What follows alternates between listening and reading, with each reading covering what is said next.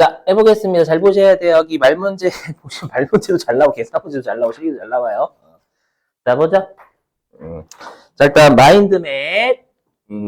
자, 우리가 유가증권이라는 건 여러분들 이미 배우셔서 아시겠지만 우리가 기업의 재산권을 나타낸 증서죠, 증서. 종이. 옛날은 종이. 지금은 종이 아니고. 맞죠? 그게 주식이랑 채권. 맞죠? 자, 근데 우리가 주식을 발행하면 회계일급 때 자본이 증가하잖아요. 맞죠? 그래서 주식을 발행하는 회사가 아니라 주식이란 자산을 취득한 회사. 그죠? 또는 우리가 사채, 국채, 공채, 이거 채권이잖아요. 얘를 발행하면 그 발행한 곳은 채권자, 채무자. 무자예요, 무자. 맞죠? 국채, 공채, 사채 발행하면 그건 돈 빌려주세요. 이자 몇 프로 드릴게요. 라고 발행하는 거잖아요. 그럼 채무자니까 국공채, 사채를 발행하는 건 부채 쪽이에요, 부채 쪽. 지금은 우린 자산이니까 사채, 공채, 국채를 매입해야 돈을 빌려준 거죠. 맞죠? 그래서 지금은 사채나, 우리 시험은 사채를 주로 내니까 사채나 주식을 매입한 놈 쪽이에요. 그럼 우리가 보유 목적에 따라서 자산을 구분하잖아요. 계정 과목도 구분하고 성격도. 그래서 마인드맵으로 가면은 자, 일단 우리가 시험의 말문제로요. 가끔씩 어떻게 출제하냐면 채무증권이라고 출제를 해요. 말문제로. 그럼 채무증권이 뭔지 모르면 그 말은 찍어야 되는 거지. 그래서 우리가 방금 했었지만 우리가 이제 아까 사채를 발행하면 우리 시험은 회사가 나오니까 그럼 회사가 사채를 발행하면 그거는 채무자잖아. 그러니까 채무를 나타내는 유가증권, 즉 사채예요. 그래서 채무증권이라고 하면 사채라고 알아먹으셔야 돼요, 여러분들. 자, 그런데 여기 만기 보유 의도 능력이라고 있죠. 그러니까 만기까지 보유할 의도도 있고 난 능력도 있다라고 도중에 급전 필요해가지고 도저히 팔진 않겠다라는 건데 문제는 주식은 만기가 없죠. 그렇죠. 그래서 조심할 말문제. 우리가 주식은 만기 보유 증권으로 분류할 수 있다. 그럼 틀린 거예요. 주식은 만기 없다니까요, 여러분들. 그죠? 그래서 여기 이럴 목적으로 사채를 취득하면 이때는 만기 보유 증권. 그죠? 이렇게 적잖아요. 그래서 주식은 만기 보유 증권 될 수가 없어요. 자, 그럼 우리가 사채는 자고로 만기가 3년 내지 5년짜리가 거의 대부분이에요. 3년 내지 아니면 5년. 그 말은 사채는 비유동 부채입니다. 발행한 놈은. 비유동. 3년 내지 5년이니까. 그럼 취득한 놈도 비유동 자산이에요. 비유동 자산이잖아요. 그럼 비유동 자산 중에서 만기 보유 증권은 이자 먹는 목적이죠. 맞죠? 그러다 보니까 얘는 뭐가 되냐면 투자 자산입니다. 그죠? 그래서 말문제 다 대비하죠. 여기 말문제입니다. 그래서 우리가 비유동 자산의 투자 자산으로 분류한다라고 해요. 자, 이제는 만기까지 보유할 목적 없어. 난 그런 거 없어. 난 팔 거야. 맞죠? 그래서 여기. 자, 단기 매매 차익 목적이래요.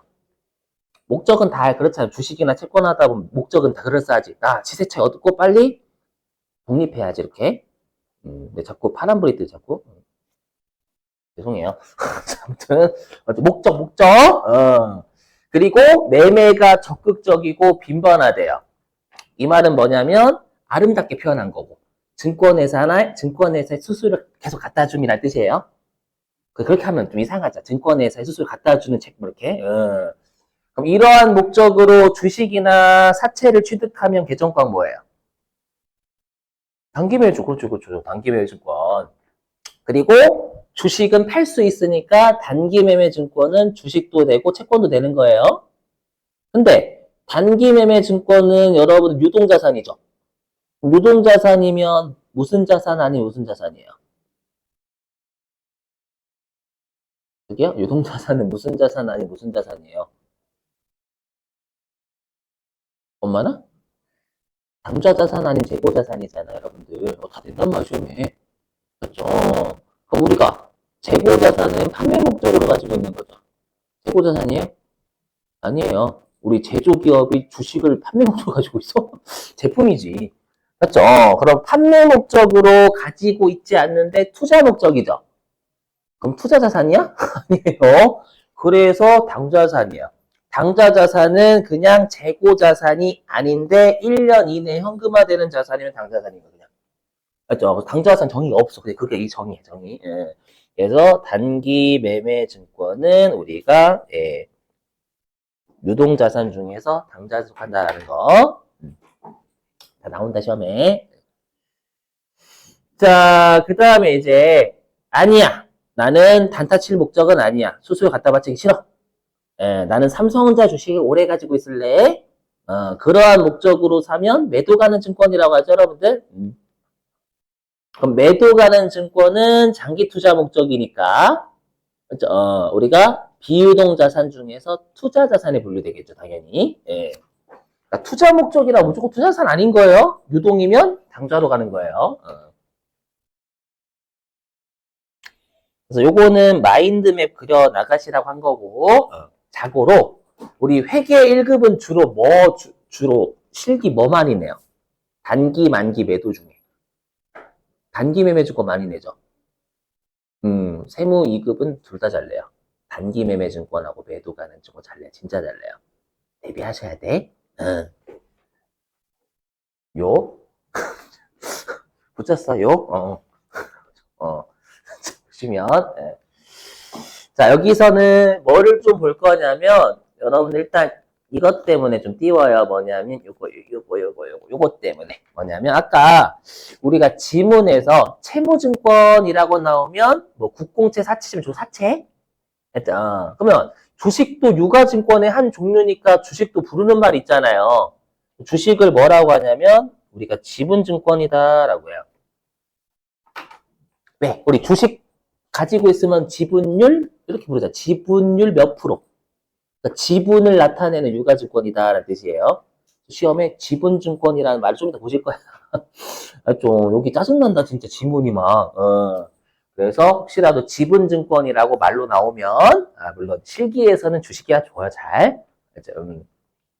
그럼 주식이라고 생각하셔야 바로 말이 풀리지. 다시 앞으로 돌아올 거예요. Are you back? 왜 웃으세요? 그죠. 그러니까 좀 어떤 영화배우 했으면 멋있었는데, 그죠? 제가 하니까 뭔가 촐싹촐싹 이렇게, 그죠? 기분이 몹시 나쁜데? 자, 여기 보실게요. 자, 또 말로 잘 나오는 거 뭐냐면, 여러분들 우리가, 자, 우리가, 그 기말에 단기 매매 증권하고 매도 가는 증권 평가하죠. 근데 평가라는 건 실제로 그게 시가가 오르거나 내린 거지 나한테 실제로 이익이나 손실이 들어온 건 아니잖아요. 그래서 말로 평가 이익이나 손실을 어떻게 지문으로 줄 때가 있냐면 곧 정말 많이 보실 건데 이걸 미실현 보유 손익 이렇게 내버려요. 요거랑 평가 손익은 같은 말이에요. 보유함에 따라서 아직 실현되지 않은 거잖아요. 맞죠? 그래서 그거 미실현 손익이다, 보유 손익이라고 하면 평가 손익으로 해석이 되셔야 돼요. 그죠? 자, 그럼 여기서 말 문제. 그러면 만기 보유 증권은 집으로 따지면 뼈를 묻을 집이죠. 난 이 집밖에 관심 없어. 그럼 시가에 관심이 없어. 그래서 핵심이 요거예요. 또 시험에 잘 나오는 게 우리가 만기 보유 증권은 진짜 잘 나오는 게 만기 보유 증권은 공정 가치로 평가한다 또는 모든 유가 증권은 공정 가치로 평가하는 게 원칙이다 이렇게 장난을 쳐요. 맞죠? 만기 보유 증권은 공정 가치로 평가하지 않아요. 관심 없다니까 시가에. 그래서 그 이유. 그 다음에 또 말 문제 잘 나오는 거. 다 잘라요 그냥 대놓고. 뭐냐면 그 여러분들 배우셨지만 우리가 원칙이 취득할 때 취득 부대 비용은 자산 처리하잖아요. 맞죠? 다만 유일하게 딱 하나 비용 처리하는 애가 뭐예요? 단기 매매 증권이죠. 까먹고. 그렇죠? 단기 매매 증권 취득 시 수수료 비용 처리예요. 맞죠? 요게 이제 미리 써놓으면 900번대로 적죠? 900번대? 900번대는 영업 외비용이에요. 그럼 우리 회사의 주된 목적은 원재료나 제품 파는 거지. 원재료 사오거나 제품 파는 거지. 수수료 내는 게 아니니까 영업 외적인 거. 그죠? 그 다음에 보세요. 우리가 평가 이익이나 평가 손실이라는 거 실제로 나한테 실현된 게 아니라면서요. 그죠? 그래서 원칙은 미실현 보유 손익은 원칙이 여기로 가요. 그러니까 원칙이에요. 뭐냐면 자본의 기타 포괄 손익 누계액이 원칙이에요. 기타 포괄 손익 누계액은 말 그대로 기타 포괄 손익, 미실현된 손익이다 그 뜻이에요. 그게 누계, 우리 감가상각 누계액의 누계 누적이잖아요. 그렇죠? 미실현된 손익이 누적되어 있는 거죠. 삼성전자 주식 3년 동안 가지고 있으면 계속 누적돼 있잖아요, 평가가. 이게 원칙이에요, 원칙. 다만 여러분들이 배우셨지만 단기 매매증권의 평가 손익은 영업의 수익이나 영업의 비용으로 보죠. 그게 예외야, 예외.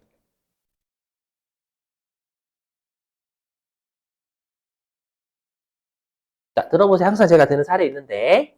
자, 왜 그러냐, 들어보세요. 여러분들 우리가 좀 그렇지만 제가 드는 사례가 좀 그렇지만 만약에 수시가 없대. 수시가 없다라고 하면 정시가 나의 대학을 실현시키는 거죠. 정시. 그럼 실현이니까 이게 처분이라고 생각하지, 처분? 처분? 그러면 단기 매매 증권은 평가부터 처분까지 기간이 길어야 짧아요? 짧죠? 그럼 짧다라는 건 우리가 고3의 정시가 처분이니까 그럼 고3의 6월 또는 9월 모의고사 평가가 단기 매매 증권 평가인 거예요. 맞죠? 그러면 고3의 6월 모의고사 성적과 6월, 9월 모의고사 성적과 11월 수능과의 연관성 높아요? 나 점수의 연관성? 높죠? 높으니까 뭐라고 하냐면 기업회계 기준에서 단기 매매 증권의 평가 손익은 미실현 손익 맞죠? 하지만 어차피 정시도 그대로 비슷할 거잖아요. 그래서 실현된 것으로 예외적으로 본다라고 돼 있어요. 실현된 것으로 봐서 영업에 제가 만든 게 아니라 그렇게 돼 있다고 기준이. 알죠? 그러면 매도 가능 증권은 장기 투자죠. 그럼 장기 투자니까 정시, 처분하고 평가하고 처분하기까지 기간이 길어요. 길다라는 건 우리가 평가가 언제 보는 거냐면 중학교 3학년 때. 중학교 3학년 때의 성적과 고3 수능과 연관성은 낮아요. 제가 그랬거든. 저 중3 때 공부 잘했다? 수학 하나 틀리면 선생님 맞았어. 이제 하나 틀리냐고. 거짓말 아닌데 진짜인데. 그러니까 여러분 아시잖아요. 중학교 수학과 고등학교 수학은 천지 차이인 거. 제가 고1 때 포기했거든. 너무 어렵더라고. 그것도 중3 때까지 괜찮을 만했어. 도형이 안 나와가지고. 보형물 미치겠더라고요. 그때부터 포기했는데. 아무튼, 그러면 정말 미실현이다라는 중3 평가는 처분까지 긴 기간이고, 우리가 둘의 연관성은 없단 말이에요, 거의. 맞죠? 그래서 매도 가능 증권의 평가 손익은 리얼 미실현 손익인 거예요. 맞죠? 그래서 계속 중3, 고1, 고6 이렇게 되는 거야. 그랬다가 나중에 이제 수능 보면 이제 실현되는 거고. 알죠? 되셨어요? 이렇게. 예. 자, 그럼 이제 왜 이게 중요하냐면, 들어보세요. 그럼 내가 만약에 삼성전자 주식을 장기 투자 목적으로 가지고 있었대요. 그럼 매도 가능 증권으로 불렸을 거 아니에요. 근데 내가 돈이 좀 필요해가지고 이제 단기 투자 목적으로 바뀌었대. 나 곧 결혼할 거라. 예를 들어가지고. 알죠? 그러면 우리 이렇게 보유 목적이 바뀌면 회계는 계정 과목을 분류를 다시 해야 돼요. 그러면 이렇게 가야 되죠. 그럼 매도 가능 증권에서 지금 사례로 따지면 단기 매매 증권으로 이렇게 재분류해야 되잖아요. 이게 안 됩니다. 여러분 왜? 또는 일단 해볼게. 내가 만기까지 보유할 목적으로 사채를 가지고 있었어요. 근데 이제 어떻게 됐냐면 얘가 만기가 만약에 5년짜리였는데 얘가 만기가 4년 지난 거야. 그럼 더 이상 만기 보유 증권이 아니라 이제 단기 매매 증권이잖아요. 그럼 이제 어떻게 되냐면 얘가 만기가 5년짜리였는데 얘가 만기가 4년 지난 거야. 그럼 더 이상 만기 보유 증권이 아니라 이제 단기 매매 증권이잖아요. 그럼 더 이상 만기 보유 증권이 아니라 이제 단기 매매 증권이잖아요. 1년 내에 이제 만기에 도래했으니까 이것도 안 됩니다. 자, 일단 왜 그러냐면 회계는 이익을 회사가 마음대로 주물럭대는 거 되게 싫어해요. 마음대로 지 멋대로 하는 거. 그럼 보세요. 그럼 단기 매매 증권에서 매도 가능 증권, 만기 보유 증권을 가든지 아니면 매도 가능 증권, 만기 보유 증권에서 단기 매매 증권 가든지 이렇게 하게 되면 이걸 허용해 주잖아요. 회사가 단기 매매 증권 자체는 취득치 수수료가 비용이니까 손익계산서에 이익에 영향준단 말이에요. 그리고 기말의 평가도 영업의 손익으로 하잖아요. 단기 순위 영향을 줘요. 주기 때문에 조작하지 말라는 거예요. 못 가요. 알죠? 그래서 여기 이 뜻이야. 단기 매매 증권에서 매도 가능 증권, 만기 보유 증권도 제분이 안 되고요. 반대도 안 돼요. 알죠? 그 이유에 그 이유. 다만 요건 가능해요. 여기 다 나와요 시험에. 다만 단기 매매 증권이 시장성을 상실할 때는 매도 가능 증권으로 재분류 가능해요. 이건 그 주식으로 들게 사례. 예. 그거에 그냥 뭐냐면 내가 주식을 샀다. 어떤 목적이냐면 단기 투자 단타 치러 들어갈 목적. 근데 알고 보니까 주가 조작 세력이 있었던 거예요. 그 주식에. 예. 그래서 상장 폐지됐어요. 그게 여기까지. 단기 매주 시장성 상실. 시장 상실했다라는 상폐된 거예요. 상폐. 알죠? 그럼 한번 상폐되면 계속 상장이 안 돼요? 아니, 되긴 해, 여러분들. 어떤 회사가 인수하면. 그죠? 그러면 나는 단타 치러 들어갔다가 상장 폐지됐죠? 그러면 강제적으로 뭐 어떤 투자자가 된 거예요? 단기 투자자. 그게 뜻이에요, 그거. 그렇게 할 수 없죠, 여기. 자, 단타 치러 들어갔다, 상장 폐지됐다. 그래서 강제적 장기 투자가 됐으니 매도가는 증권 재분류해야 된다. 그렇죠. 근데 회계에서 이렇게 할 수 없잖아. 그죠? 그래서 여기 그 뜻이에요, 그 뜻. 아셨죠? 이렇게. 예. 자, 그러면 문제 좀 이건 가능하지. 뭐냐면, 매도 가능 증권에서 만기 보유 증권 재분류 되고요. 그 다음에 만기 보유 증권에서 매도 가능 증권으로 재분류 돼요. 왜? 조작이 안 일어나요. 여기는 손익계산서 영향 준 게 있거든. 없으니까 이 둘은 왔다 갔다 할 수 있다라는 거예요. 아셨죠? 그 다음에 이제 실기 중요한, 실기. 실기랑 이론 둘 다 중요한 거, 이거 건너뛰었잖아요. 요거 중요하거든. 요거 잘 보세요. 뭐냐면, 그 문제가, 아니, 근데, 내가 장기 투자 목적으로 가지고 있었는데 매도 가능 증권, 단기 투자 목적으로 바꾸면 얘로 바꿔야 되잖아요. 근데 안 된다며, 손익조작 때문에. 그럼 어떻게 재분류를 하냐라는 거예요. 그렇죠? 요게 이제 실기에 잘 보세요. 미리 준비해놨는데, 아마 여러분들이 배우시긴 하셨을 거예요. 여기 보시면. 여기요. 자, 여기 보세요. 123, 178 이렇게 되어 있는 거 있잖아요. 자, 잘 보셔야 돼요. 요 178번 매도 가능 증권이요. 얘가 투자 자산이에요. 투자 자산. 그러니까 장기 투자 목적일 땐 얘로 가는 거예요. 얘로. 그래서 일단 실기용은 매도 가능 증권은 178번서 실기용. 투자 자산이니까. 실기용은 123번 거는 순간 점수 없어요. 이게 일단 중요하다. 알죠? 자, 근데 위에 있는 123번 매도 가능 증권은 뭐냐면 얘는 유동자산 중에 당좌자산이에요. 그럼 하고 싶은 말은 아까 내가 장기 투자 목적으로 매도 가능 증권 가지고 있었는데 단기 투자에도 단기 매매 증권 재분류 안 된다면서요. 그럼 뭐로 재분류하냐면 투자 자산의 매도 가능 증권을 당좌 자산의 매도 가능 증권으로 재분류를 하는 거예요. 응? 그렇죠. 그러니까 매도 가능 증권을 해서 매도에서 단기로 못 가고 만기 보유 증권에서 단기로 못 가잖아요. 근데 1년 내에 처분할 목적이 1년 내 만기 돌아오면 재분류는 해야 되거든. 그러니까 똑같은 계정 과목인데 우리가 비유동 자산에 매도 가능 증권, 만기 보유 증권이 있고 유동 자산에 매도 가능 증권, 만기 보유 증권이 있다라는 거예요. 맞죠? 그래서 만약에 내가 장기 투자 목적에서 단기 투자 목적 바뀌잖아요. 그럼 이때는 분기를 이렇게 끊는 거예요. 어떻게 끊냐면 더 이상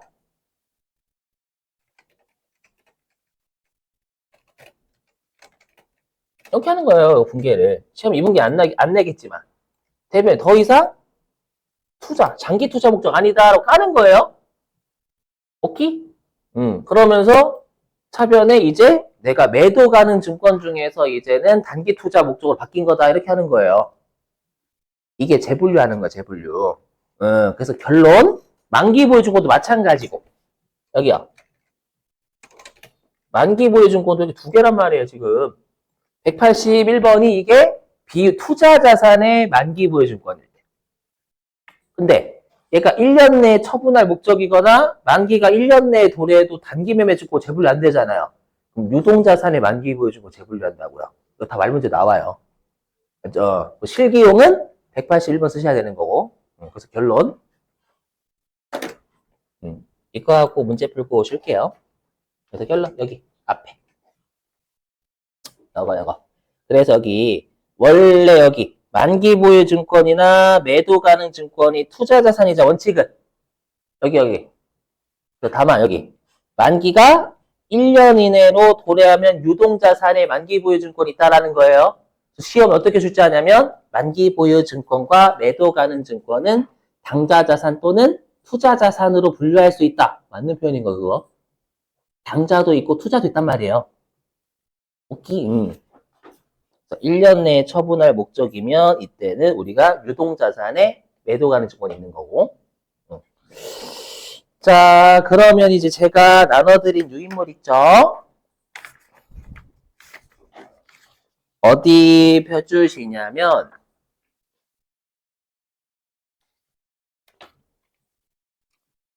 자, 13페이지.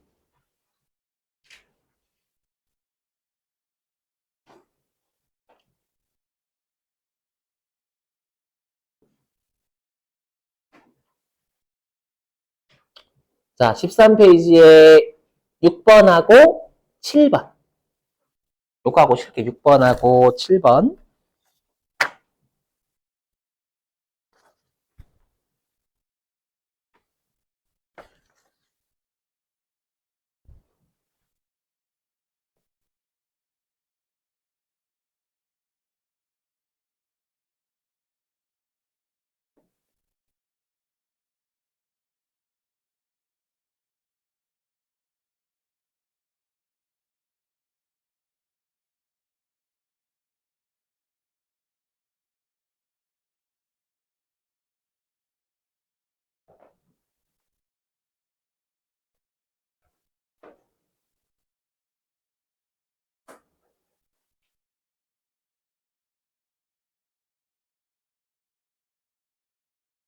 말문제 되게 많죠. 계산 문제도 많고.